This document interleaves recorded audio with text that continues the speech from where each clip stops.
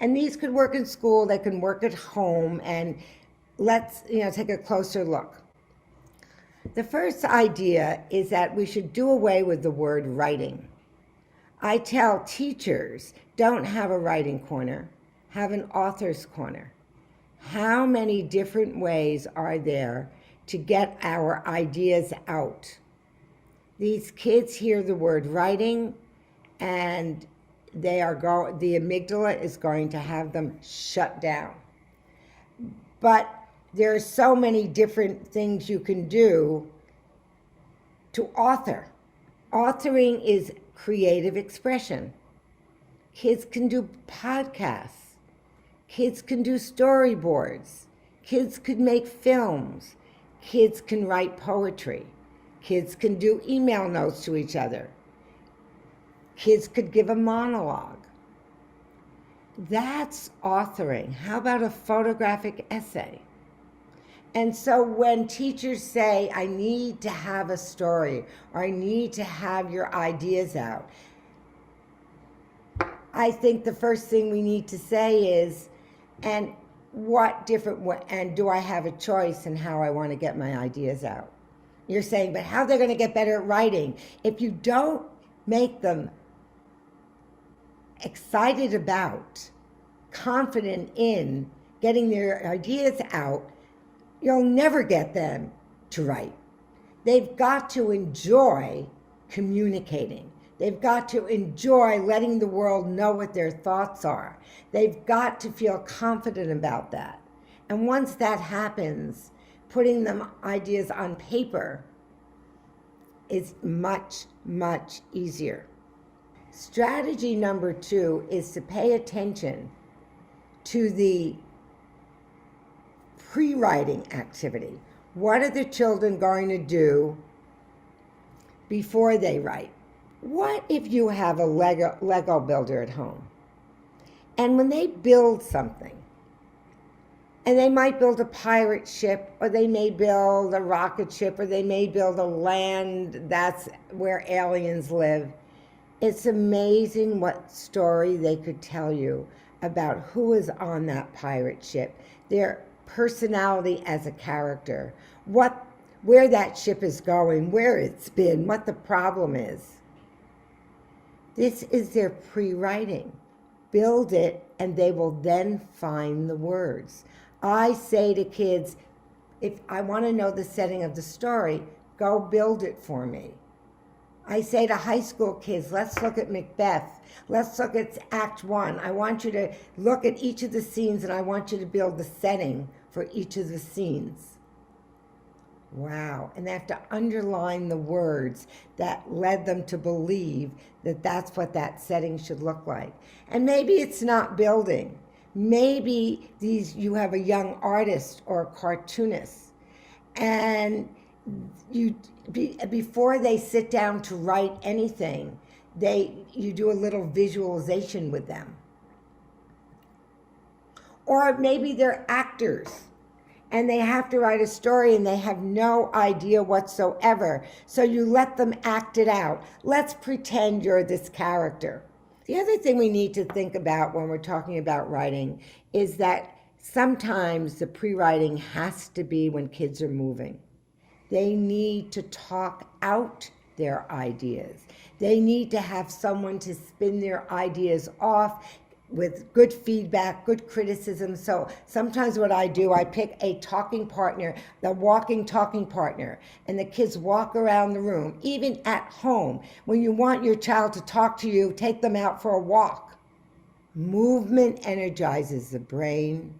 Lots of wonderful ideas come forward. These are pre-writing ideas. What can we do after pre-writing and the child is sitting there with no ideas? None. Well, there are very interesting kinds of things you can do. This is called the morphological matrix. It is a creativity strategy. They use it in business. They use it in think tanks.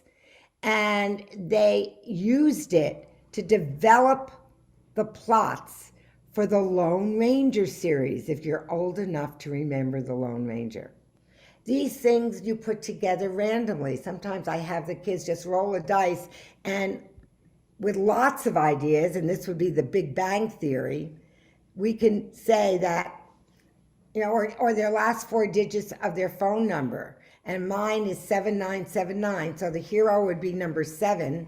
The 4 would be the ninth one. The problem is number 7, and the solution would be the ninth one. Or they pick the ones they want. But it gets them started. It gives them a scaffold to begin to get ideas. And then they write. To start off, they write a pitch for the show. So they're just giving you a little summary of where this story is going. And that is a wonderful way to scaffold the idea. Let's talk about technology, because of all the ideas, this is probably one of the best gifts we have to get kids to be productive. Google Docs has something called voice typing. Look, Siri does it for us all the time when we're texting. There's no reason kids can't dictate their first draft of ideas onto paper, and then they can fix them, and then they can organize them. They got to get them out of their head. There are programs you can buy, Kidspiration and Inspiration, where these programs, the kids can be brainstorming a web, and the program will turn that web into an outline or into a flow chart. And they can get a lot of ideas out, and depending on what that scaffold is that allows them to move forward, Inspiration can do that for the kids. But what I really, really like is getting kids motivated by technology. There's a program called Animoto. This was a wonderful project that one child did on Native Americans. You create images, you do your research, you find the pictures you want to use to tell the story, you make a storyboard with images, move them around, then you put the music in you might want in the background, then you type in the text. In Animoto, there's an idea to how to have a book report. Wouldn't the kids have much more fun if they could do their book report by using Animoto and making a little video? Glogster is another great thing to do for a report. This is online. This is a poster all about armor in the Middle Ages. And in Glogster posters, you can put video clips, you write up some of your own stuff, you find quotes that you want to use. These are ways that kids can get their ideas on paper, and they're authoring and they're writing. We need to expand our definition of things being in writing. The last idea I want to talk about is sometimes our most reluctant writers will write if there's a reason to write. An authentic reason, something they want badly. They need to be emotionally engaged. And when they write with a purpose, they stay in the struggle. If they wanted to write a letter to the principal because they wanted to change the dress code, and they wanted that principal to take them seriously, they wouldn't mind editing. They'd want the word spelled correctly. They would want there to be a good persuasive argument. It's the teachable moment. During that time, they're more receptive to feedback. They become more confident as writers because it has a real-world application. If the child is invested in the results of the writing, they're much more willing to do it.